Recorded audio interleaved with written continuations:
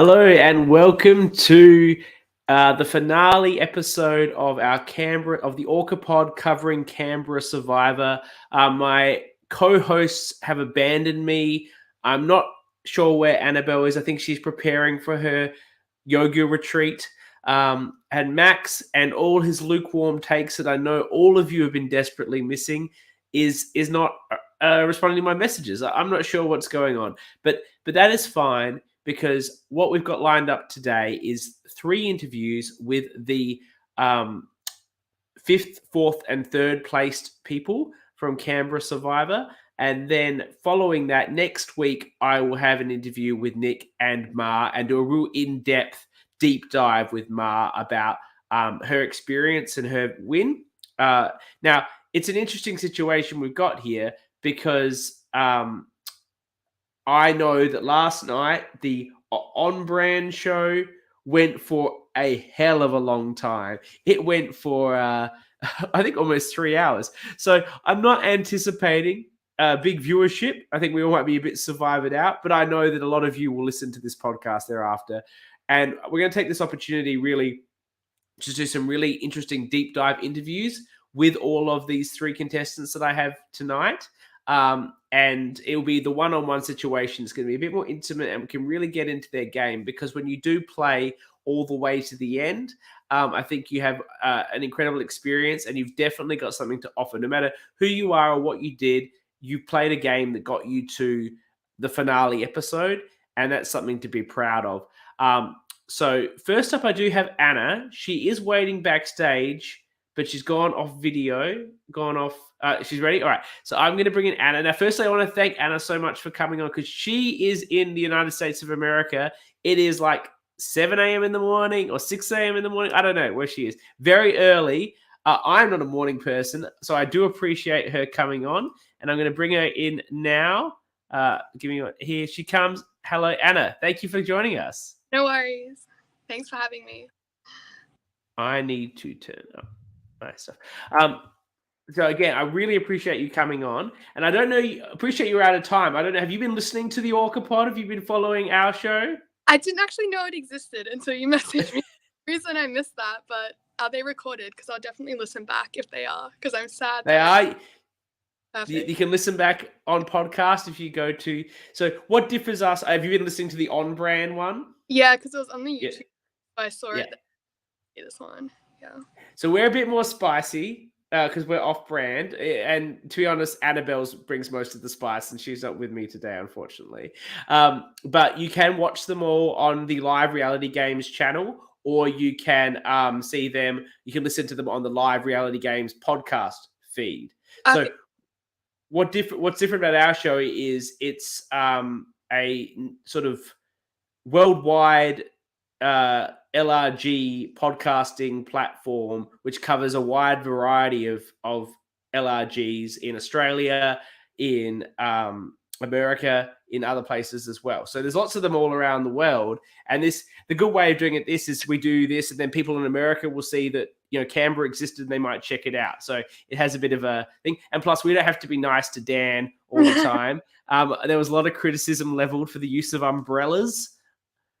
I can't even remember. It was so long ago. Have you been watching? Have you been watching as it went? Yes, I have. Yes. Yes, the umbrellas were, when it was so wet. And I don't believe that Survivor players should have umbrellas.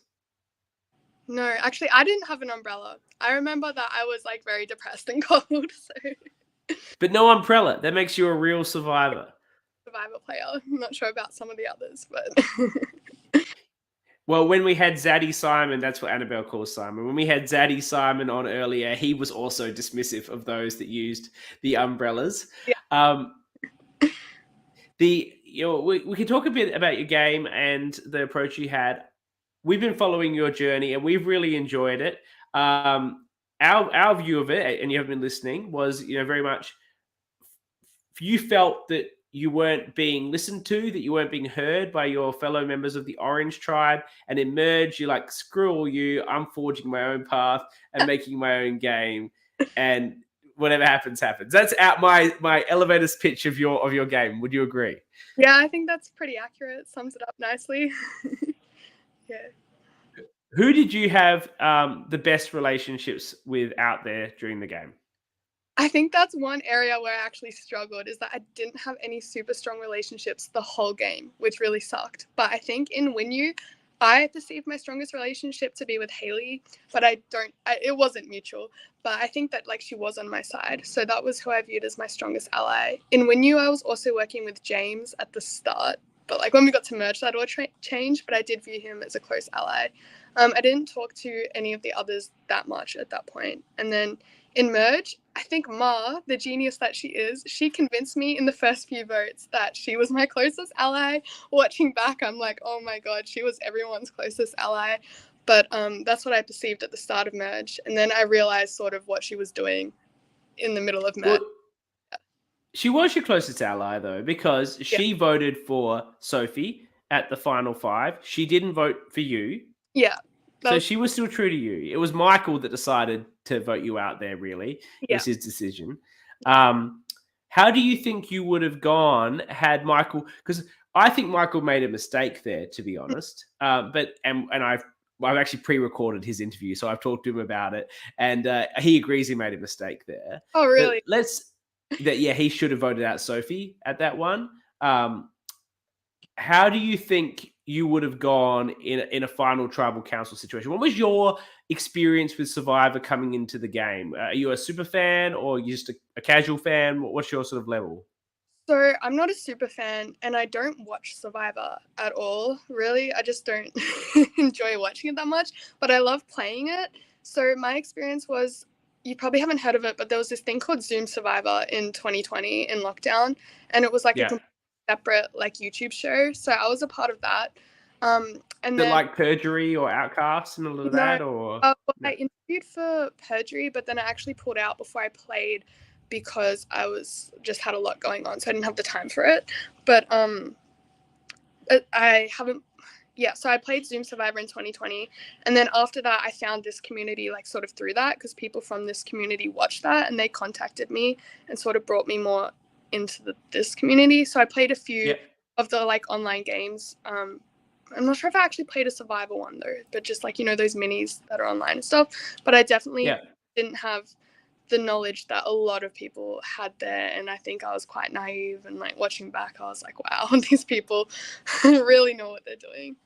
So, well, it is tricky with the very short time you have to make those plans, and I think this was part of the issue that maybe you had in when you're saying you didn't have these close relationships, because you were there trying to communicate what you thought might want to happen, but you're sort of working through the game as well as the moves, where they're like, oh, you know, when James was, for example, trying to explain to you his ridiculously complex merge move, but he was just having no regard to your feelings, and that you didn't have a great relationship with Mel, and that, you know, you weren't gonna play your idol on it. Like, it's yeah, I don't know what he was thinking with that. Like, I really like James, but I was like, there's no way I'm playing my super idol for Mel. And I was listening to, like, I actually was contemplating working with him at merge, but then when he started talking to me like that and like telling me what to do, and it was these ideas that I just wasn't on board with, I was like, nah, you gotta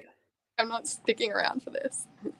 And then I think other players recognized Ma, and I think Malcolm, to an extent, recognized that you just wanted someone who would actually listen to you and engage in a conversation with you and like discuss options.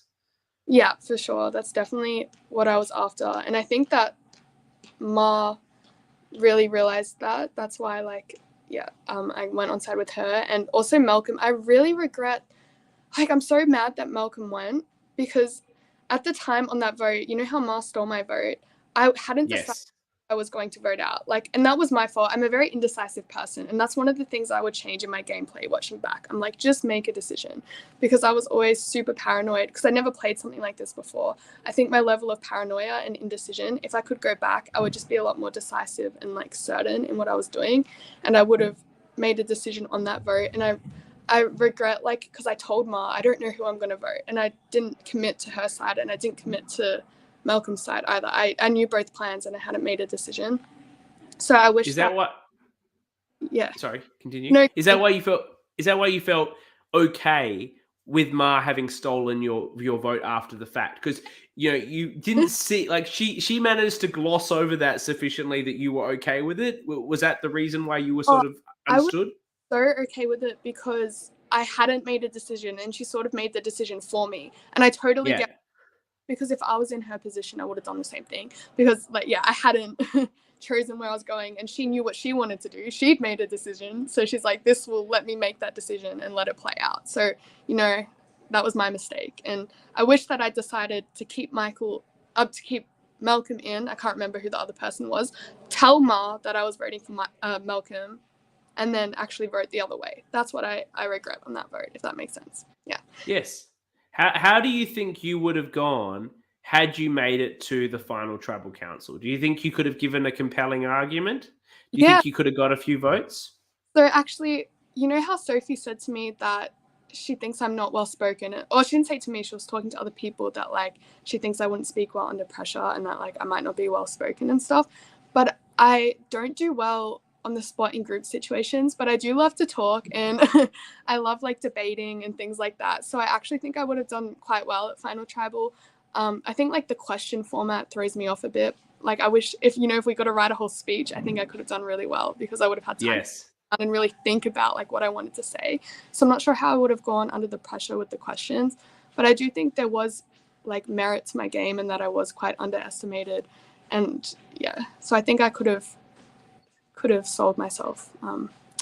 I think so. I think there's a story in being the last win you. You Yeah, would probably need to gather up a number of the win you votes, which I yeah, think would have been difficult for you because of John's pre-existing relationship with mm, Ma and your up and down relationship with Mel. yeah. How did you feel watching with Mel constantly referring to you as Amy? I think a little bit originally as a mistake and then later on as a bit of a joke. I thought it was funny. Because she told me that during the game. She's like, I thought it's like in the actual game. No, I've been calling you Amy. I wasn't quite sure of your name. So then it was kind of a running joke even amongst us, like within the game. So I wasn't surprised to hear that at all. I thought it's hilarious. I love Mel. I think she's so like bubbly and friendly, and yeah, I just thought it was funny. I didn't take any offense to it whatsoever. Yeah. It was a wonderful arc with you guys basically becoming a pair in the final six, with Mykl and Ma and Sophie and Nick being the other pairs, that you guys were. And then in that confessional, she actually gets your name right. It's like you've earned the right now to actually say your name properly. I thought that was a funny sort of turn of events. Like the stories come full circle. I loved it. Yeah. Um, Were you? How did you feel? We've been touching on this a bit with a few people, and I think this is the final. What was the final five challenge? I'm trying to remember from when I watched it on the weekend. Can you refresh me? Only my co-host refresh me. Do you remember? Wait, which one was it? The final five. Well, that was the water spitting, wasn't it? Were you I doing the water spitting? yeah, No. yes, Yeah. I sucked at that. Yeah, I didn't know what I was doing that one. Yeah, I remember that. And then the maths one. Oh, Oh yeah. Yes, the maths one. Was that a skill for you? I can't recall. no, No, obviously not. I suck at spitting water in bottles. Apparently, yeah. Yeah, and then there was the maths challenge. How did you feel about, like, we've been talking about this on the show, and I talked a bit about my interview with Mykl, so then I'll talk about it with Sophie because I think it's really relevant about the Sophie helping Nick in the challenge. Like, there's a line. Is there a line or is it fine? It's a bit of a tough situation for Survivor because in real Survivor they actually allow it from time to time. Yeah, like in terms of if she should have been allowed to, totally. Like I don't care if she helps him, go for it. I think that's fine. I don't think she should have been penalized. I don't even know if she was actually penalized or if she just chose to penalize herself. I wasn't really aware of what was going on.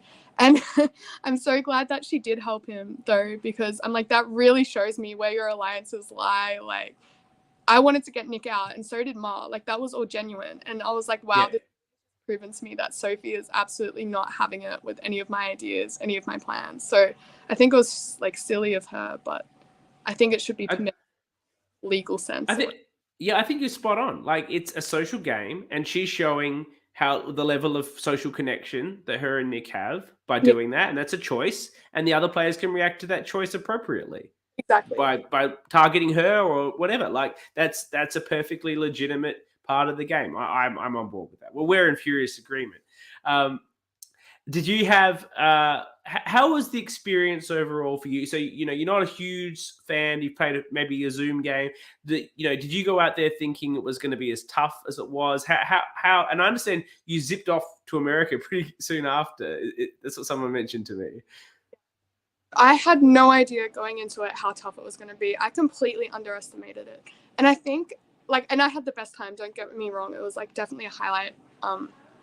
But, yeah, I didn't actually apply for it. So I think, everyone's been talking about how many people in When You were fill-ins, and no one's mentioned I was actually a fill-in as well. So I think it was almost all of us when you, look at it like that. How last minute of a fill-in were you? Not super last minute. I think I still had, I can't remember, but I think it was still a few weeks or something in advance. So were you a fill-in or more of a recruit? I think is probably the better term. A recruit. I don't know. Dan Yeah. I don't know how these things work, but I just got a message from Dan on Facebook saying, would you be interested in playing? And I said, yeah, It would be fun. it's quite difficult with the casting process, and I was part of the casting team for Melbourne Survivor 4 with John. John and I actually did it all together. Yeah. And you get a lot of applications from men, and you got to work through all those to find the best ones, and you do struggle to make up the women. Yeah. And I think there's a lot of reasons for that, but the one I think is quite important is, a lot of women are going to say, am I going to sign up to spend 2 days in the wilderness with a bunch of people I don't know? That doesn't sound very safe. Yeah. No, I mean, I wasn't scared at all. I was just naive. I was like, this sounds, I just didn't know it existed. So when he messaged me about it, I was like, that sounds awesome. Something I'd love to do. I love the outdoors. I love being outside or things like that. I'm from Melbourne though. So I was like, am I going to go all the way to Canberra? But I thought, it would just be something super fun. But watching Nick in the finale when he's going on about how much training he did and running and drinking coffee, I was like, I literally just didn't prepare at all. I had no game plan really. I kind of just hopped on the bus and was like, I'll see what happens. I had no strategy. That's something I kind of regret. If I could have this, I think having a little taste of it once, it's made me, if I could go back, I would be fully prepared, strategic. I feel like I'd have all the training done. But I think not doing that also maybe helped me a little bit because I was not nervous and I was just I just went into it with no expectations and was ready to just see what happened naturally as well. I think you're absolutely right. Everyone says that if they play it again, they'd play so much better. And I think that was pretty evident. You haven't seen how Ma played on Melbourne. That's just about to start getting released this weekend. But you can tell how well she was playing in this game, having had the experience of playing in another. And nothing compares, doing orgs and doing a Zoom game. They're fine, but they're nothing to actually give. Yeah. For sure. Well, I really want to thank you for coming on. I know it's really early in the USA where you are. I really appreciate that. I wouldn't get up early. I'm not an early person. I am every day, so it's actually not that bad. Okay, well, but I do really appreciate it. And we really enjoyed you. You were, I think, a real fan favorite. And I think you did an amazing job and had a great arc in terms of that, stop pushing me around. I'm doing what I want to do now. And sort of found your voice and found people that would listen to you. And then you got to play the way you wanted to play. But I think you've had a lot of wonderful reflection here too about the ways that you could play better. And I think that's important for every sort of player that there is. Yeah, for sure. Thank you so much for having me. I really appreciate it. It's been a lot of fun. Thanks, Anna. Bye. Well, that was wonderful. And now I have a video recording of Mykl. So Mykl, I think, is traveling tonight. And so after he did a very late interview on the On Brand pod last night, he jumped on with me and we recorded an interview that went for a while. I must say he's a very verbose person and I think he had a lot of great input to give. So I'm going to run that video. I'll still be here. I might drop out of the screen, but I'll be here. And if you have comments and you want to put them up, feel free. And then when we finish with the pre-recorded one of Mykl, we'll bring in Sophie, which I think will be really, I can't wait to get her insights. So if you just bear with me for a moment.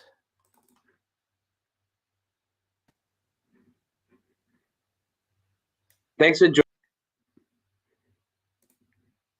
Really appreciate you making some extra time to come on. I know you weren't able to join the one we were doing live. So thank you for coming on to the Orca Pod. Thank you for having me. Really glad to be here. Have watched a few of the episodes, have had some really good chats with some of the past contestants. So looking forward to what we dive into tonight. I think you're perfectly suited for the Orca Pod. I think you've got a big personality. I think you've got a lot of strategy. I think you're sassy. That's what we're all about on the Orca Pod. We're about having fun and spice. So if you've got spicy takes that you want to give, this is the place. I think you can really bring it. Mykl and I, for those watching at home, have a history. We once played a fundraising game of the weakest link for Melbourne Survivor, in fact, run by the legendary Billy. And I repeatedly voted for Mykl to be eliminated. You tried. Even though eventually he got taken out, even though he was in no way the weakest link. That happened to you a bit in this game, where people kept wanting to vote you out, even though I don't necessarily think that was always the best move for them. What do you feel about how often you were targeted in the game? Well, for me personally, I feel as if in the pre-merge phase for Kubadang, I was lucky where I was on the stronger tribe for once. I played a few orgs and, live versions of the game, so single day games, where I always end up on the win-new equivalent of of the two tribes. Yeah. So it was great to finally avoid tribal council for the most part pre-merge. So feel as if the pre-merge phase was pretty cruisy for Kubadang. It was cruisy, but yeah. But can we just talk while we're in pre-merge? The edit made it seem like you weren't in the core. Is that how you felt at the time? Oh, the edit. But I have a few problems with that. This is the off-brand program, so you can say whatever the hell you want. Oh, no, that's all right. I was on the on-brand one, and I was giving them a piece of my mind with regards to the edit, and I've spoken to a few people about it. A few people have come to me saying like, oh my God, the edit and how I saw you in the game are completely, different. They're completely 180. Yeah, so for me, of course, I wasn't in the core three of Sophie, Nick, and Ma. They had their core three alliance, which they had formed. I wasn't even at the time aware of it. For me, Ma was always my closest ally in the game, as I was for her, even though she did me dirty at the final four. So I feel as if I probably wasn't as aware of that because she was at, multiple points throughout the game wanting to take out Nick as well as Sophie. So, I mean, I feel as if she wasn't as tied into that as they were with her. But for me, I felt as if I was fairly well connected within the tribe. Look, if we maybe had lost 3 or 4 challenges, then I might have been in a little bit of trouble. So if we got down to 5, because I feel as if after Banfield had left, there was maybe one further tribal council where I was feeling pretty safe. Probably Joe would go at that one. I feel as if, Joe was potentially going to be the next one. But then after that, once we're down to 5, then it becomes a really slippery sort of slope.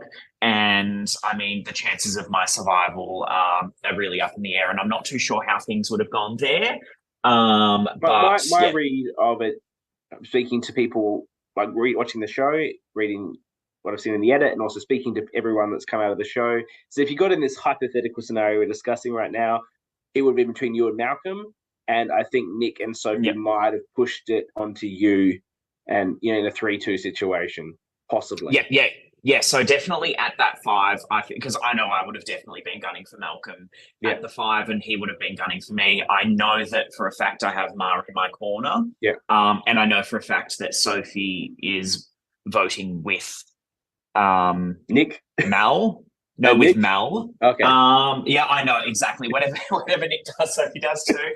I feel as if look, the edit again really pushed that with her, but I mean, Sophie's a really smart person for someone that's never played the game before.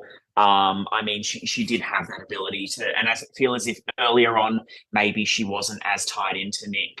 Yes, as she was later in the game. we've been huge stands of Sophie on the Orca Pod. You haven't listened to them all, and that's perfectly understandable.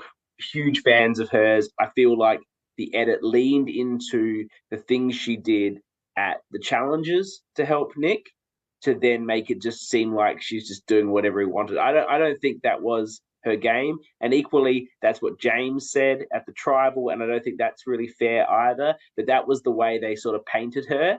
And she got no votes, so they're telling a story of someone that got no votes, and that sort of fits that story, right? Yeah, but of course, exactly. The edit needs to fit the story. I feel as if like the edit has suggested, pre-merge, early merge. Sophie was playing a great game. She was really well connected. Had a lot of people in her corner that were backing her up. She, a smart, switched-on person. I feel as if it did sort of start to get to a point where she might have felt as if she didn't really have a shot at winning. So what do you agree with that? Do you agree with that?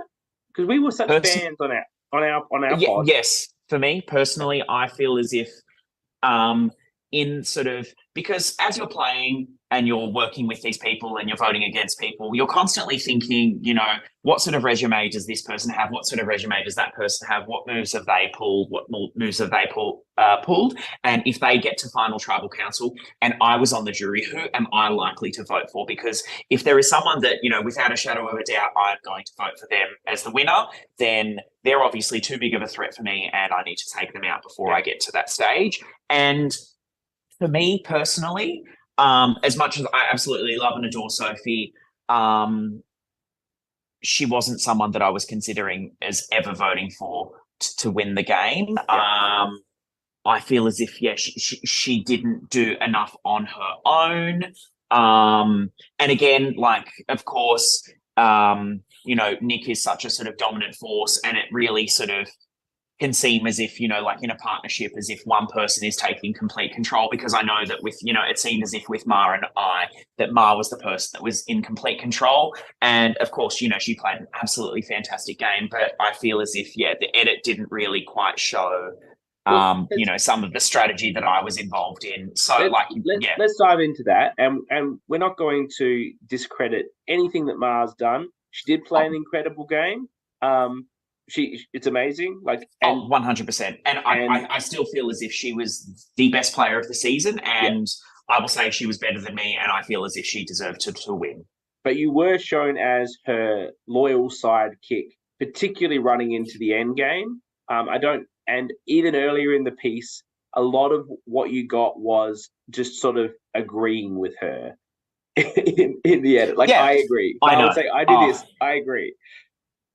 Would you agree with? You agree with that? I would agree with that edit and the way in which that was perceived. I have friends within the Orc community, so a few people that followed along and watched, and I was getting comments constantly that some were giving me shit, saying why are you playing such a shit game? You look like you're doing nothing. You're sitting there, and this is not like the Mykl that we know. And oops, sorry, and the censored light has just gone off, so I am in complete darkness now, so I'm just going to move to some light. But in this light right now, you look a lot like David from Schitt's Creek. I'm not too sure if that's a compliment. I consider that a huge compliment. I'll take that. Do you think that's a huge compliment? I mean, look, it could be worse. It could be much worse. But yeah, no. So, in terms of the edit, it 100% seemed as if I was there. As Ma's sidekick, and I was playing for her. That was 100% not the case. I feel as if, so from the get-go, we were each other's number one. She was my number one from the get-go. I never had another number one within the game. I feel as if, she didn't either. And I mean, we've spoken about this in detail since. And I mean, in the pre-merge phase, it seemed as if, we were nothing more than, acquaintances, really. So it seemed as if we weren't really that close. I think we had you paired off with Banfield earlier on. No, and that was completely again.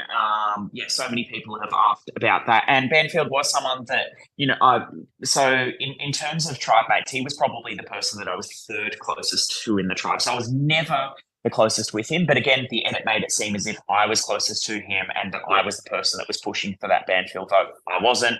And I wasn't closest to him. But so with regards to Ma, it was never really shown pre-merge, and even in the early merge stage, it seemed, it never was really shown that we were close, but we were close from the get-go. Every single vote, we would talk to each other in detail, in length. We would go through all the pros and the cons of every single vote, and if we do this, then how is this going to affect X, Y, and Z? So I feel as if we really sort of aligned our strategies aligned. We were on the sort of same wavelength, and that was really not shown at all. I mean, anyone that knows me, that's seen me play these games, I'm very strategic. I'm very calculated. I don't ever play for other people. I always play for myself. Of course, I will say to people, oh, I'm playing, I won't say that I'm playing for you because they won't believe that. But, the way in which you speak to people, you've got to really sell yourself to them and sell yourself as a valuable ally. And I can see how it was sort of perceived that, I was playing for her, because of course, with any conversation that you have with anyone, you want to make it seem as if, you're playing with them, they're your top priority. So I guess that was sort of perceived and slightly twisted to make it seem as if I was doing things for Ma, but clearly that wasn't true, because at Final 5, I went against Ma. I left her in the dark. I left her in a technical minority where she was the only person that was left in the game that had voted against Sophie at Final 4. So I was definitely not playing for Ma. I was always, first and foremost, I was looking out for myself and what was best for my game. In retrospect, would it have been better for you to actually vote out Sophie at that vote? Do you think? Of course, yeah. So the thing is, after you've been voted out of the game, it's only natural that you look back and you go, oh my god, where did I go wrong? What could I have done differently to change the outcome? Even if it's not, at least getting myself to that final 3 stage, so I can at least pitch my case to the jury. And look, in hindsight, of course, splitting up Sophie and Nick would have been great, because then, because they sort of came as a duo at that point, and, they were never going to go against each other. Yeah. I mean, for me, it was sort of, I was, Did you see Anna as a real threat at that point? Did you think she could, win if she was at the final Tribal Council? I feel as if, a lot of people really underestimated Anna. Of course, she was so quiet and demure and soft-spoken, and she seemed as if she, she wasn't sort of leading votes, and that, she wasn't, at the forefront. But I sort of saw beyond that, and I did see her as, a really sound player that really thought things through. She was, strategic. I think that's all very true, but would she have got the votes? Like, she'd have to pick up the orange votes, and I don't know if they were there for her. I feel like, of course, Mel's probably not a vote for Anna or Amy. She'd probably get her name wrong if she wrote it down. Look, she might. Mel's such a shit stirrer that she might have voted for her, but written Amy just for the fun. I know, just for shits and giggles. Look, I mean, I've gone back and I've gone like, if we have, this scenario or this makeup of the final 3, then who gets whose votes? And I feel as if, even though it's definitely not a guarantee that she's getting those votes, the fact that, when you came into the merge, down in numbers, they had their backs against the wall, and to have, then potentially survived those odds and, slipped her way through those cracks, that, that really sort of only adds to her resume. And at that point, I 100% saw her as a bigger threat than I did Sophie. I mean, yeah. And I think you were also probably, and just hearing everything you're saying, you're like, I need to actually make a move that's different to the ones that Ma is making. I need to show a differentiation in my game. I'm sure that was part of your thinking as well. Yeah, partially. So yeah, it was partially, obviously, not because up until that point, Ma and I, had really done everything together. When she said she would do something, she did it. When I said I would do something, I would do it. And, that was the first point in which I did. So I sort of had one up on her, if you want to say that, but, a point of differentiation. But also at the same time, and I feel as if it wasn't really highlighted, I personally saw, Anna as much more of a threat to my game than I did Sophie. Did you think that now, do you know that the challenge would have been fire making, or is that just the word that people were using in the episode? Well, so of course, we didn't know. I think, oh God, I can't even remember if at what point it was that we knew that it was going to be a final three, even because, of course, Yeah. sometimes it's a final two, sometimes it's a final three. I feel as if it was quite late in the game that we found out about that. But, at final four, of course, in recent Survivor history, it has been that the winner, will take someone through to the final to the final three, and then the other two have to I mean, though, you face were off in talking. Sorry, I meant that you were all discussing you could send me to fight. Like you could do the traditional Survivor situation, not the new Survivor, the 2-2. Mark would vote with you, and you could do a 2-2, and then you'd go into whatever challenge exists against Sophie. Yeah. You were saying fire making. I don't know if you know that's what it is, because certainly. Yeah. So if it was a deadlock vote, yeah. No, so of course I discussed that. Yeah. I discussed that with Mel. Sorry. Did you think Mar was going to send you into it? No, and if you actually watched closely with the episode, at Tribal Council, as you know, everyone always gets a question. Or especially when it comes down, when it's down to the final, 6, 5, 4, there aren't many people in the game, so everyone gets a question. Some people get multiple questions. And you will notice that at the final 4 Tribal Council, everyone else was shown as to having a question, whereas my question was not shown at all. Mm-hmm. Now, of course, this was a year ago, so I can't remember exactly what the question was and what I said, but I was 100% certain that I was going home at that point. I'd spoken to everyone.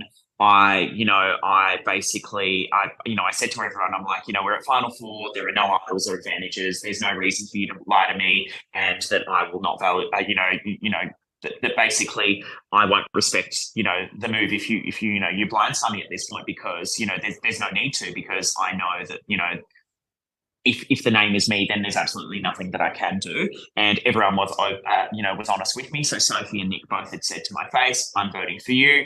So I knew that Mar was the only other option at that point. So, of course, tried to use any leverage that I could at that point. But I felt as if I was really fighting a losing battle, because, I'm saying, vote out your closest ally who has played a very similar game to you that could, potentially steal votes from you, because we'll be splitting votes.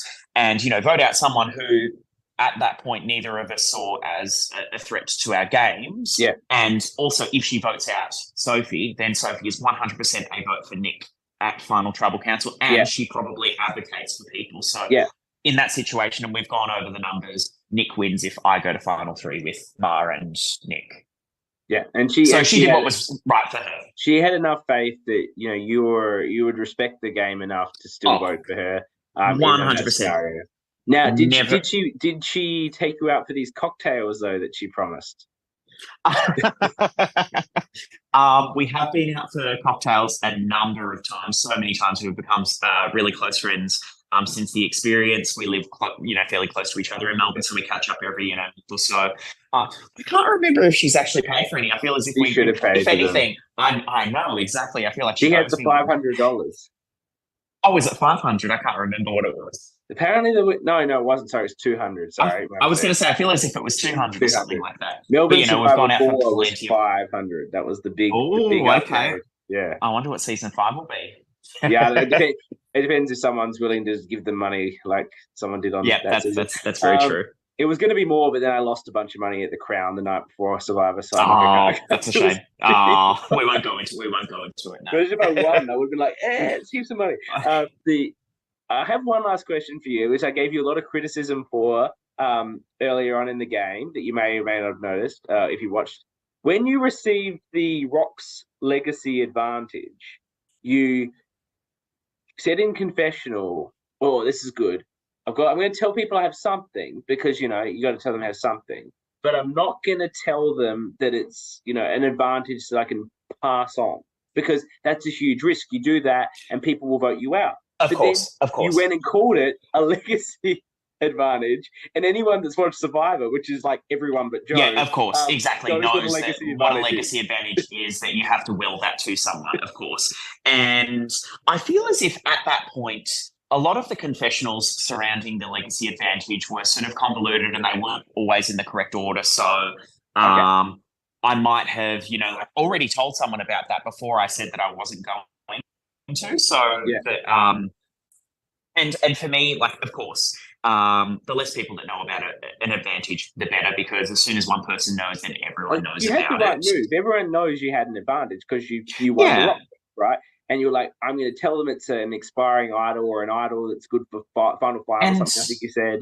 But there like, there are a few things a few things that sort of come into that, because I knew that there was at that point that, any advantage or any game that is live in the Kubadang tribe, like the Love Rocks, is live at the Winyu tribe. And that if I'm to, lie unnecessarily about something like, what sort of advantage that I do have, that it can, that's something that can very easily be fact checked. And, then that sort of builds distrust with people that I'm working with. So I felt as if the best thing for me to do was to be honest about it. And I think when I did get it, we only had one tribal council before merge. And the way in which that I framed it was that, I was going to use this advantage for the tribe. We were going to use it to further the tribe as a whole. Even though it's my advantage, it's all of our advantage. And it's always a classic, and it's ever true. Yeah, it's a classic. Of course, exactly. It's going to be played on me, but still, it's ours. Me or someone I want to save for me, but not just generally everyone. And again, in the edit, it didn't really at Final 10. Also, it didn't highlight it, but I was actually the first person to throw my own name out. It might be a survivor first, but at Final 10, I knew that, obviously the Winyu people were going to have to be coming for someone. So I told a few people within the Kubadang tribe, you have my blessing, go ahead, throw my name out, say that you're willing to jump ship. You're going to work, you're going to vote against Mykl, you're going to vote against me, you don't trust me, whatever you need to say. Get those votes on me, because I've got this legacy advantage. It can only be played at 10 or 5. And I was 100% regardless going to be playing at 10, because I knew if I didn't play it at 10, then of course it's a legacy. Then everyone has an added incentive to vote me out at 9, 8, 7, 6. And I'm not even going to make it to 5 to play the legacy, because everyone else wants it. That's a fantastic strategy. Where was that in the end?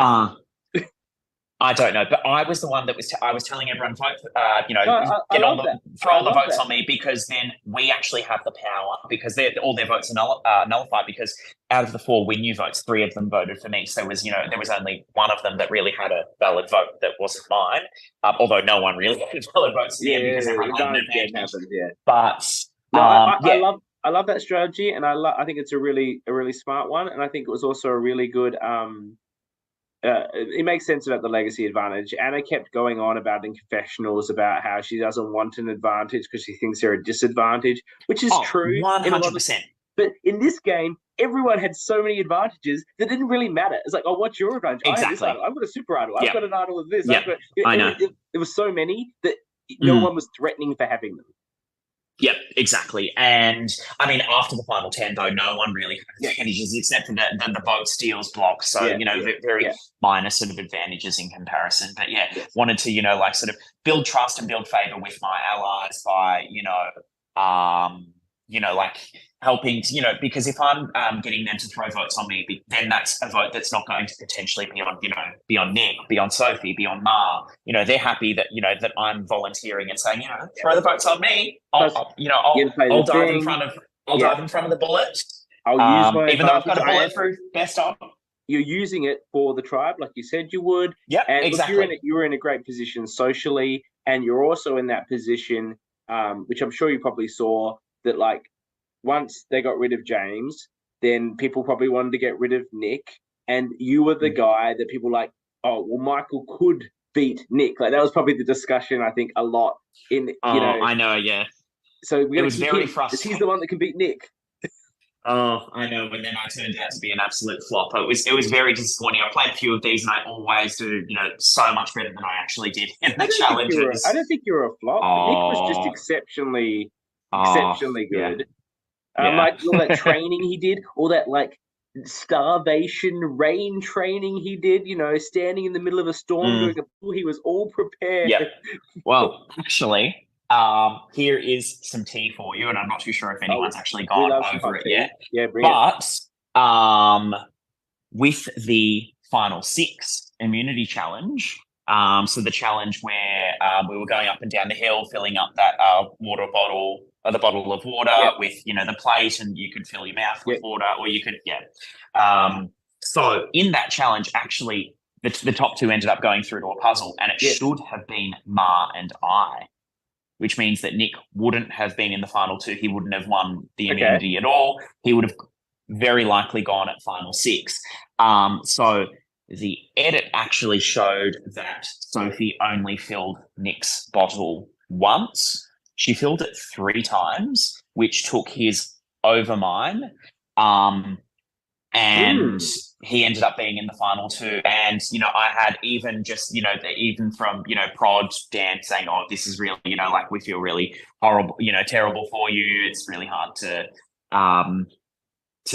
edit this. So yeah, that was really sort of that is really interesting, and a lot of tea. Did they tell Sophie not to do it after the first time, or only after the third time? I feel as if it wasn't sort of picked up immediately. So I feel as if, with, these challenges, and I think that Ma had, I feel as if, people try and bend the rules with these challenges and, see what they can get away with. And then sometimes, of course, people will, go too far and then, go do something that's outside of the rules. And that, that was something that wasn't picked up immediately, but, when it was too late, and, Sophie, took herself out of the challenge, but that didn't really help because, she had, no shot because she was helping Nick and not filling up her own. We also, though, I must say, we discussed this a bit on the Orca Pod of whether it was okay or not to be helping. And what we compared it to is we understood from John that in the trivia challenge that he was running around behind you, giving you the answers to help you defeat Wolf. That was what we understood. Yes. So that was completely true. It's not dissimilar in a way. It feels like it is. It feels like it is different, but not really, is it? And I'm not too sure that if, the outcome would have been different, and if that assistance would have gotten me over the line and I would have won, James is, got no immunity, very likely is the person that goes home, then if things are different. But, that was something that, I was, it was very evident that I was like, I think I yelled out as we were running across, the field back and forth, to all of those stations. I was saying to John, basically drop everything you're doing, and help me out. If you want to stay in this game, then you help me, because I'm neck and neck with James. I'm the one person that can beat him. So if you want to stay in this game, then basically, do what you can to, and this, all of Canberra could have heard this. It was that loud, but and that was not something that, we'll pull up on. And again, it's like, as I said, like it's, who knows where the line is drawn, because, in the last few challenges, Mara and I, were, working together, like we were showing each other puzzle pieces, calculating all those things. I feel as if, though, in those last 2 challenges, it was to our own detriment. I feel as if we both hindered each other and we held each other back, because we were both trying to focus on 2 instead of 1 puzzle, and that just was never going to work out. I think the bottle thing it's an interesting idea. It's an interesting issue, because it felt like it was over the line, but what is the line then? And I think it's a really interesting question for LRGs, and also like this, they were doing it in real Survivor. Liz gave up trying to do her fire and was just getting water for Yes, that's true in Australian Survivor. The lifeguard guy, I forgot his name now. It's so unrememberable. To help him beat Simon. Oh God! Right? That's what she was doing. It's pretty much the same thing. Definitely. I think I agree. People will take liberties, and I think I don't know what they did in Canberra. When I played Melbourne, they'd explain the challenge to us, and then you could go ask questions in private, like, can I do X? Can I do Y? Which is really useful to find out what you can get away with, because you don't want to say in front of everyone if you got like, I got a secret strat. I've got a strategy, exactly, and I want to see if I can, have an upper hand over everyone else. No, that's great, and that wasn't something that was done in Canberra Survivor. I think, of course, the rules to each challenge were explained, but there was sort of And I mean, if there are any sort of, I feel as if the challenges were generally really well explained. So there were generally questions, oh, can I do this? Can I do that? Or should I do this? Or should I, so it was all pretty cut and dry. We're all players, and we all get a thought in our head. How can I manipulate this challenge? Of course. Oh, yeah. No, I mean, we were all constantly doing, I mean, I was doing it. I was like, how can I do this? How can I bend the rules? How can I, exactly. Like I feel as if most people were. And of course, there were points in the game where many of us bent the rules or didn't do things according to, the book necessarily. But, and going to what Sophie did, I think it's, in my view, I think at the end of the day, it's part of Survivor, right? She decides to so obviously help Nick, and then Nick wins immunity. Then it could be incumbent on you and Ma to go, this is just bullshit. Like, she's just filling up his bottle. Let's vote her out. Like, it's social risk. Yeah, of course, exactly. And I feel as if Sophie was smart enough to recognise that. I think she knew that, and I feel as if that's why Ma and I were the swing votes at that final 6 stage, because Anna and Mel were both like, oh my God, well, Sophie's clearly, up Nick's ass, that's, as I think Mel had said or something. But, I think we all sort of had that sort of thought process where, she's clearly working with him and she's, not showing any sort of interest to work with us. So, whereas Ma and I were, I guess a bit more fluid with that. What we should have done on the flip side was got them both, Anna and Mel, to drop theirs and then just help Ma and I get over the line so we can stop Nick. That's right. Because I feel as if, and it wasn't really highlighted, but it was sort of like anyone but Nick. At final 6, we were all just like, we've got to try and stop him. But that clearly didn't work. Anyway, that was all such a lot of wonderful insight. And I know you just did the other interview and you're traveling tomorrow, so I really appreciate you taking the time Anytime. to put this on, and everyone will get to enjoy your insights. You were such a fantastic look. I know you feel like the edit's done you dirty, but I do think perhaps based on these conversations that's true.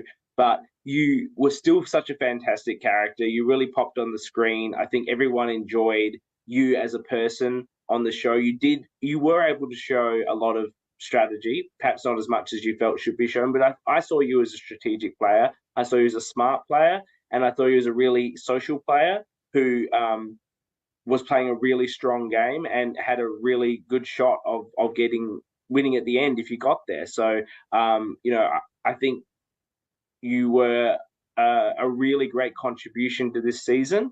I think you always had a great way of coming across as really measured, which can be really difficult in these games.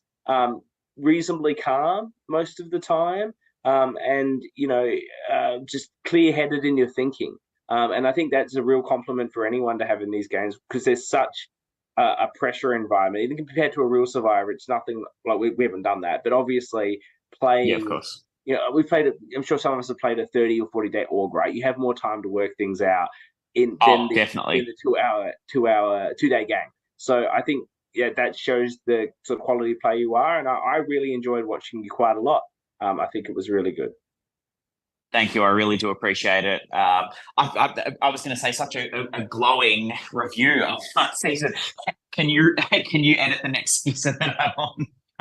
I will. Yes. Well, I do a bit of editing. I dabble. Yeah. I help Mara with season very nice. 4. She's going to be the season 4 master, but I looking forward to it. And looking forward to seeing you in season 3 too. Yes. Well, they just did a cast assessment video tonight. I did. I saw. I think the show, but it's worth a watch. And I do believe we'll definitely check it out. No offense to Canberra or you, but I feel that Playing with Fire had probably the most interesting overall cast of all 16 people that you've seen in LRG. It's a lot of top quality characters. People are familiar with me and Annabelle, who are big characters, and some people might know Laurel, who's like a huge character. And then, and you can see us being big factors, but there are numerous other people, maybe not to the level of us, but really high energy characters. And it was a really effective casting process in terms of who they got on there, and it created a really interesting game. So I look forward to watching it play out, in the video. Me too. Can't wait. Thanks, Mykl. Cheers. Thanks so much for having me. Have a good one. You too, mate. Well, so that went a long time. I have got Sophie in the she's in the soundproof booth watching backstage, and I can only see like a little image, but I feel like her face is getting angrier and angrier as Mykl continued to just like heap this shit on her. Oh my god. I can't wait for her to bring in the right of replies. So let's bring her in right now. Welcome, Sophie. Hello, CK. How are you? I'm very well. How are you? I didn't appreciate until I watched that back how much and you know we're fans of yours on the Orca Pod. You know that. But Mykl was just laying in there about you with this up Nick's ass. Like, how did you feel about that statement? Yeah, look, I mean, Mykl made claims that others have made before, so that's fine. But I don't know. Like, I mean, he probably should have just come on with you and focused on his own game instead of mine, really. And yeah, I don't know. A lot of that is all very new information to me that Mykl just said. So very interesting. I know John you love has a question for you. Is Mykl a flog as well, based on that? Actually, you know what, John? I might have to consider that. No, I like Mykl. He's lovely. I just didn't realize that he felt so offended by my game, I suppose. I guess when you're out fourth and the person that comes third, like, it's easy to sort of find somebody, to make a bit of a focal point, I suppose. I don't know. Yeah. Now, you've been one of the most avid watchers, always commenting on our show, which is much appreciated. I think some of the other people haven't been as frequent watchers. I assume they all listen to it after the fact, but you've always been a regular live watcher. And we're a huge fan of the game you've played. My only disappointment with you was coming into the end, you seem to get this real pessimistic attitude that you couldn't win. Now, was that like trying to undersell yourself going into sort of the final four votes, or is that how you actually felt? I think so. I played a very, very social game, and I don't know the game of Survivor very well. I watch Australian Survivor because we have sweeps at my work. That's pretty much the only reason. I don't really know. I don't know the strategy behind the game. So I think the further that I got, I was kind of thinking, if I don't get voted out, like, that's pretty cool. And I just didn't know that at the final tribal council, like, you have to have made moves, you have to have a resume and things like that. And being the social person that I am, I sort of thought, I think the closer that I was getting, I was kind of thinking, I don't think I've done enough here. Like, I don't know how it really works. So yeah, I just sort of, I guess for me, like, I didn't have confidence that I could win, only because, and like, right from the word go, loyal Sophie, all I wanted to do was go to the final three with my alliance. Like, that's just, in my mind, I'm like, that's so cool. Little did I know that Ma was playing such an absolutely brilliant game. And so was me. Yes. Nick's game was more overt, and Sophie and Mars, I think, is obvious to the viewer, but I don't think it was obvious to everyone there. About the sort of game she was playing. I don't think you deserve to be. I don't think you deserve to be. I don't think you deserve to be a 0 vote finalist. I understand why in that final tribal with those 7 voters, with against Ma and Nick, that you were a 0 vote finalist. I think that it was somewhat to be expected when we got there, but I don't think your game was worthy of no votes. Just speaking frankly. That's very kind. And I think just hearing Mykl and his thoughts on it, now I'm sort of understanding, like, the further I went, the more I was then the person that everybody's taking to the end because they can beat. And, like, that's what happened. So do you know what I mean? I just sort of, people, I guess, had probably written me off towards the end because of decisions I'd made, or because I was up Nick's ass, or whatever. Like, it's sort of, that's seeing the edit, seeing people speak on the podcast and things, talking to people after the game. I think that for me is the way that I was taken through to the end. I want to touch on the Nick relationship, and I think there's nothing wrong with having an ally who's you feel really you trust, and they trust you, and you stick together, and you're working towards a mutual outcome. There's nothing wrong with that. My curiosity was piqued though when Nick threw a vert on you to make you worried, to make you feel less safe in the game, which I thought was actually a really great strategy. But then for some reason confessed to you about it, and it didn't seem to bother you that he'd done that. That was the one bit that I was like, maybe you shouldn't be trusting this guy as much as you are. Well, see, CK, that's the thing. Like, I just don't understand the strategy behind it. And to me, like, I thought it was fucking hilarious. Like, to be honest, you saw my face in the edit and I'm like, what? Like, and then it was kind of just, yeah, I don't know. Like, I actually thought it was quite funny when he told me, but still in my mind, I'm like, no, like I've said the whole time, I'm going to the end with this guy. Like, it's fine. It's cool. I mean, obviously at the time, and Mel touched on it a lot, like she'd had 5,000 votes against her. I'd had one and it was like such a big deal. But yeah, like I sort of, I don't know. I guess that's just the, my like loyalty, and that was what I really hung my hat on, was my loyalty, especially to Nick. Ma was in our 3 as well, but Nick and I, from he was the first person I spoke to, and I noticed something, that everyone's mate, the Orca, had named him by name on the first challenge.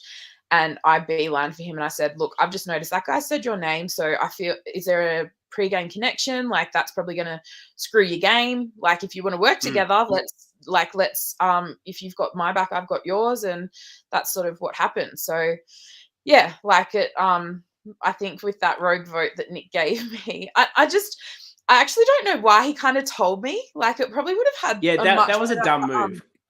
Because that should have pissed you off. In my view, that's what I'm getting at. That should have pissed you off. We're together. You should not be voting for me, rogue or not. There's weird shit happening. There's all sorts of advantages. Who knows what could happen with a risky vote like that? You never know. And like, why would you do that to me? We're supposed to be aligned. Like, and look, if I was him, I don't mind the move. He should have brought it up at Tribal Council. I think he did. But like, for the first time, should have been the review at Tribal Council. He did. And then Mel's like, vindication. It wasn't me, like I was being accused of. But like, but why? I just never understood. But that to me should have been to you like, maybe I shouldn't trust this guy as much as I do, because your ally should never write down your name. Yeah, absolutely. And I guess too, at that time, he had the immunity necklace and then he went on to win the next one.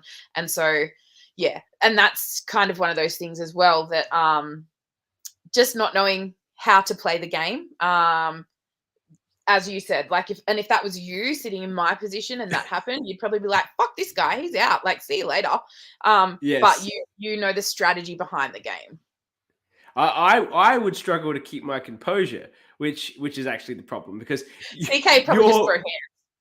Yeah, your actual calm reaction to it is what would have made him feel secure in revealing that information. So he would reveal it and go, oh, if she reacts badly to this, I might have to do something about it. Whereas I would probably not be able to mask my anger about it. And then he would know I'm mad about it. And then he would actually have to do something about it. Or I'd be doing something about it. Where he's like, oh, Sophie's cool with it. All right, let's just roll on.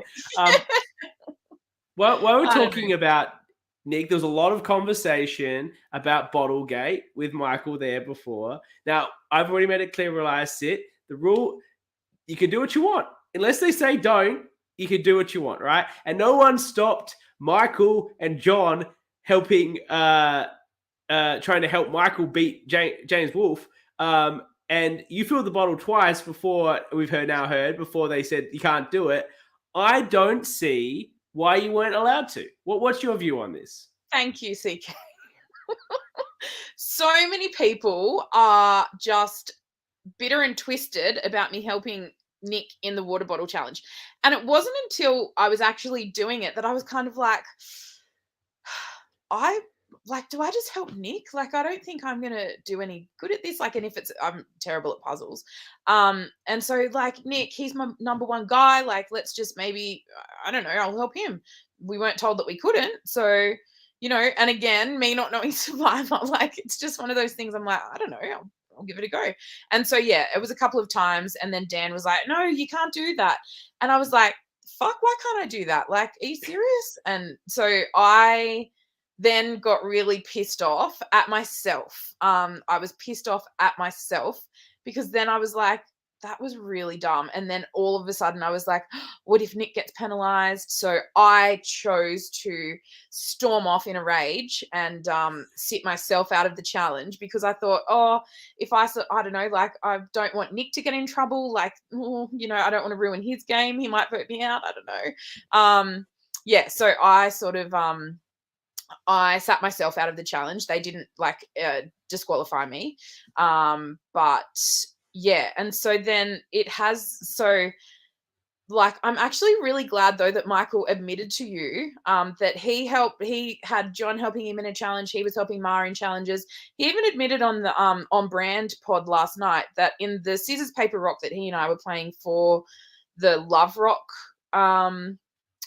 advantage, he was like, yeah, Ma was there telling me what Sophie was doing so that I knew what to do for the scissors, paper, rock. And I'm like, are you joking? Like, that's hang on. What do you mean she was telling blatant cheating? Telling which scissors? Well, hang on, what? So what I understood from it last night, it was kind of like, oh, haha, yeah, no, like Ma was there telling me what like to do for scissors, paper, rock so that it was different to mine. And I'm like, I thought in the game, I actually thought that I saw that sort of happen because we were standing back to back, and I thought, the back to back, yes, yeah, we were standing back to back, and then we'd turn around and show what we'd scissors, paper, rocked. Yeah. And I actually thought I saw somebody in my peripheral like doing a hand signal, and I was like, oh no, surely not. And then I asked Dan, I was like, was there any footage of anybody helping Mykl with that? And he's like, no, I don't think so. And then last night he admitted it, and I'm like, yeah. Controversial. So I thought, pardon? Controversial. Just as, is there anything wrong with it? No, because you guys decided to do rock, scissors, paper, and if somebody wants to help someone out, then that's their prerogative. If they get caught, then there's going to be consequences. Now, I think John has a vested interest because I've accused him now of participating in similar conduct in the James Wolfe victory at Merge, but he thinks the difference is he didn't do the challenge for Mykl. It would have been disallowed for me to physically put rocks on Michael's plate and get him to 8 before James. I see what you're saying, but half that challenge was mental. And if you were running around, because you're the smart guy, John, who can remember the answers, you're giving, I'm not saying Michael's dumb, but obviously he wanted your help getting the answers. You're able to give them. That's half the challenge. It's part of the challenge. I get what you're saying, but there's no difference to the mental or physical when it comes to that challenge. Yeah, in my view. I absolutely agree. And so I think the official line has been, oh, we're fine for the sharing of information, but we're not fine for the physical helping in challenges. And you've made a great point, CK, because the sharing of information in that challenge was half the challenge. So I 100% agree with that. So yeah, I think it's just really interesting that everybody can come out with their pitchforks and grab me for helping Nick with the water bottle. But I just think people probably need to remember that it's a grey area, and they were also in the grey area for a lot of challenges as well. And people were claiming, I'm sorry about me, people were claiming that I helped Nick in multiple challenges, and I'm like, Nick did not need my help in any challenges. Like, he and they're all claiming that we've got this like challenge thing going on, and I'm like, no, I absolutely did not help Nick in other challenges like that. I came second to him in 3 challenges. That's right. And you were fighting hard in the Lamington one, hard to win that. You fought really hard. I wanted that. Like, I wanted that completely, and that really hurt the most. Like, I mean, physically and mentally, and I had a little cry in my confessional after that. But like, I wanted that for my own self-gratification. And again, this is the thing, like, I would have just been so stoked to win it, and I was stoked to come second. But like, for me, it wasn't about having the immunity and Nick not having the immunity. It was about me maybe winning that for my own self-gratification. So yeah, the challenges, as I said, have had grey areas, and that's fine. But I think before everybody comes at me with pitchforks, they probably just need to remember the things that they did too. Yeah, I think that's fair. And look, my view is anything goes unless they tell you not to. right? Yeah. And they told you Yeah. to stop, and you stopped. So what more Yeah, can they for ask sure. of you? You know? Yeah, for sure. That's like, sorry, John's messaging me in like Messenger. He doesn't like my take on this issue. He's jumped out of this chat. He's sending me separate messages. John! But you know, look, I stand by my take on the issue. Yeah, no, thank you. Me too. How do you feel? Like we feel so. Mykl's come off. He doesn't love his edit. You know, that's clear. Now, your edit, we have loved. Have you loved your edit? Yeah, I was really concerned, and I had lots of conversations with Dan about it post game. About how my edit would look, and knowing that I got 0 votes at final tribal, like, don't purple me, and you know, I just didn't like, I hope I'm not seen as a goat, like that kind of thing. And I was actually really stressed about it. But then seeing my edit and I loved my pre-merge edit. I mean, there wasn't a lot of content for Kubadang pre-merge because we only went to tribal twice. But also having an ultimate sacrifice opportunity as well, like that gave me some good content. Yeah, I've really liked it. Yes. And let's talk about the ultimate sacrifice and the content that you've given here. I have to say, of all the people that tried to lie about the ultimate sacrifice, which I always found to be generally absurd, your attempt to lie was the worst. Wasn't it terrible? Oh my God. I am the first to admit, like, what was I thinking? It's actually embarrassing, CK. It's actually embarrassing. Oh, yeah. I think for me, like, you know, the whole, there's a saying, and please tell me what it is because I can't think of what it is, but it's like a public idol is something, so you keep your idols hidden. What? Yeah. That thing.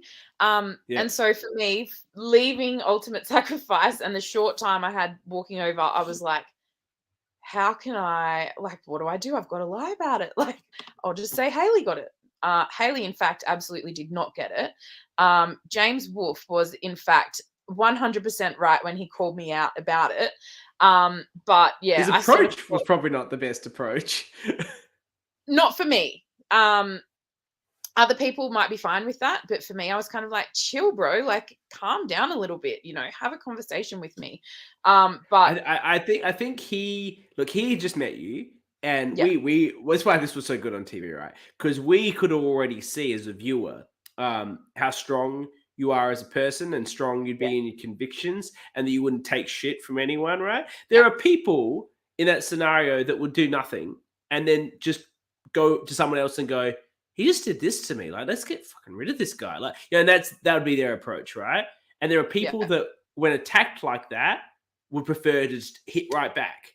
And so I don't think he estimated that you were going to be that sort of person, and then got a rude awakening, which was such good TV. Like, I'm glad he did it. Absolutely. And I actually think you've hit the nail on the head, because I think as well, post-merge, like, he was in a completely different spot to me. He was coming from the minority at Winu. I was in the majority, sitting quite pretty at Kubadang, like, and at merge. So he was kind of in a spot where he just had to do whatever he could. And, you know, and that's fine. But I think you're right. I think he underestimated my how I would respond to that.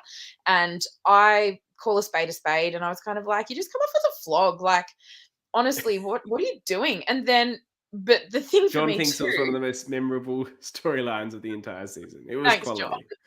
John. And then, like, how he's then going and talking to people in my alliance, and, you know, I'm just like, what an idiot. Like, are you dumb? In my confessional, I'm like, you are so dumb. Like, how dumb. But yeah, so I mean, and he was 100% correct. Like, yes, and like, a dirty nose. And I just had to keep going with the lie, because there were people. With my ultimate sacrifice advantage, I was always honest with my alliance. They knew about it, and it was even in one of the episodes. We're standing under an umbrella, CK. I know that's no umbrellas, boo. And I'm just like, I've got an idol, and Mars kind of like, oh, cool. And then, like I'd said to Nick, I've got and he's like, oh, yeah. So my alliance always knew, and I never lied to my alliance about it. But then James is going and talking to other people, and I was like, no, like, don't do that. I yeah. think the thing is though, like, and this is the thing that I was thinking about, and it came to me. Why lie? Like, I get the lie, but Yeah. half the tribe's been to the ultimate sacrifice by now. Everyone knows there's all sorts of shit there, right? And like, you got the punishment, so to try and pass off the punishment as somehow being like, that's not even on the menu. Like, people was have really seen dumb. the menu. It was honestly so stupid. Like, I don't even know why. We didn't know what the punishments were on the menu, though, to be fair. But why Like, would it be a punishment for you to have to set up a challenge? so in my mind, in my mind, Hayley got the ultimate sacrifice, right? Hayley got the advantage, and then Hayley's disadvantage was a social disadvantage, having to like pick anybody to sit out the next 2 challenges or whatever. And so, like, I thought, oh, that could work. Yeah, let's just run with that. It bloody didn't work. Like, how stupid. But also... Okay, and I just want to dig down on that, because that wasn't covered in the edit. And at least it gives some explanation of how you were thinking it would work. Yeah. But if Hayley was going to take a person out of the purple tribe for 2 challenges when they are down on numbers, yeah, I think maybe Nick might be looked at. Why would you think that? Nick was not a challenge beast at all, CK. No, And that would I know. actually be an advantage. Like, I understand. Like, I don't feel in this season when there were so many advantages that it really mattered what people had, because everyone had some firepower. Yeah. And look, your alliance knew, and that's what mattered, right? And we knew what James was trying to do, and like Malcolm was right there, and Malcolm, like, obviously didn't know about it, but I'm sure he knew you had something. Like, he's not an idiot. Like, yeah, but here's me thinking, oh, all these people won't put 2 and 2 together. Like, what do you mean? But no, like, when you play a season with super fans, they fucking put 2 and 2 together like that. Like, they are on it. And like, it was just silly little Sophie, like, again, not understanding the game. And I was like, how stupid. So when you ask about my edit, like, that is the part that horrifies me about my edit. Other than those silly cut moments, it all together, Daniel.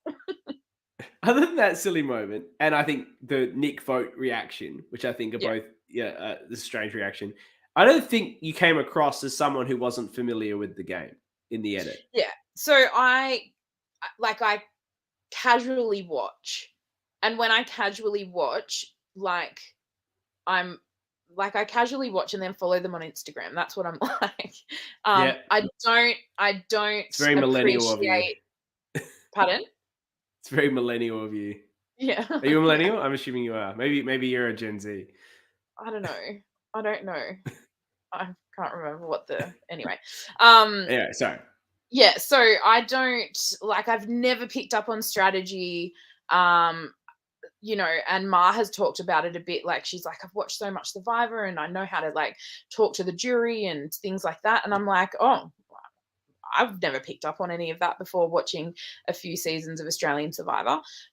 You know what I mean? So I don't watch the US Survivors or South Africa or any of that stuff. I only know about like South Africa because of the group chat. But yeah, so I had some idea, like, not as little as Joe, but not as much as anyone else. How did you go about why did you apply? Did you know someone? Were you a recruit? How did you get on to Canberra Survivor? So I was supposed to play season 1.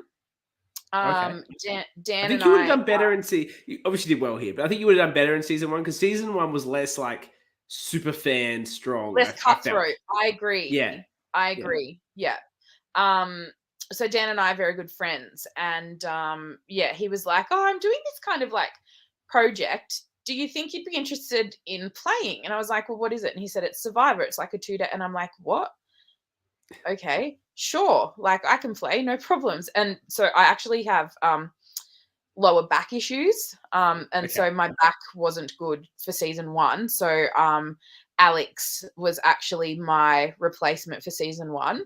And then when season 2 rolled around, he's like, I'd like you to put in a video, an audition video, and see if we can cast you. And I was like, okay. And then he did. So yeah, so I sort of got cast, I suppose, by default. I wasn't one of the 5,000 alternates that played season 2. I I was I was You were there. You were original there to Ma. play. Yeah. So Mars popped in and she says, "Hello, Sophie." hello, Ma. But did you have has this made you more of a Survivor fan? Do you think you Oh would yeah. watch America now? No, I haven't got time for that. Like, honestly, I'm too busy with everything else that I do in my life. And I crewed season 3, and I crewed season 1, played season 2, crewed season 3. I'll be crewing season 4. So yeah, like I love the behind the scenes stuff. And I'm in like the casting team and things like that. So yeah, I love doing all of that and helping Dan, because he commits so much of his life to this, and he's an absolute superstar, and I love that I can help him, like, you know, to make his life a little bit easier as well. So yeah, it's Dan is incredible. I met Dan at Melbourne Survivor 4, which I was part of the organizing committee that which Ma sort of like coordinated everything, and then a few of us were helping out below that, putting it together. And Dan came down just to crew and do some filming. And I think he drove all the way from Canberra down to, the Mornington Peninsula where we were filming it, and then filmed and then drove back. Like, that's how he's not just dedicated to his own program, but to helping out other LRGs like that is huge. Absolutely. To do something like that. Yeah. Yeah, and he loves it. Like, he has such a love for it. And having conversations with him about season 3 and season 4, like, it's just so interesting to see how his brain ticks and to see the things that he's thinking about. And then even, you know, like, I can suggest some things. And so when you ask if I'm more of a fan, yeah, absolutely, because now in the organizing phase and things like that, my brain's always thinking about, you know, bits and pieces. So yeah, it's definitely, and just being part of the community as well. You'd probably know yourself, being part of the Melbourne community. Like, it's just so much fun, and you bring all these Survivor nerds together, and it's just a good time. Like, it's always a good time. It does create a wonderful community. You said you wouldn't watch the US Survivor. Do you think you're more likely to watch other Australian LRGs, which are sort of community adjacent? Oh, I love more Backyard. Of interest to you? I love Backyard, and guess what? I'm so excited for your season of Melbourne. Well, you know John and Ma, so that's like, and then you've watched Annabelle, myself, and Max, so you sort of. I know. Like, by the way, where is the rest of the A team tonight?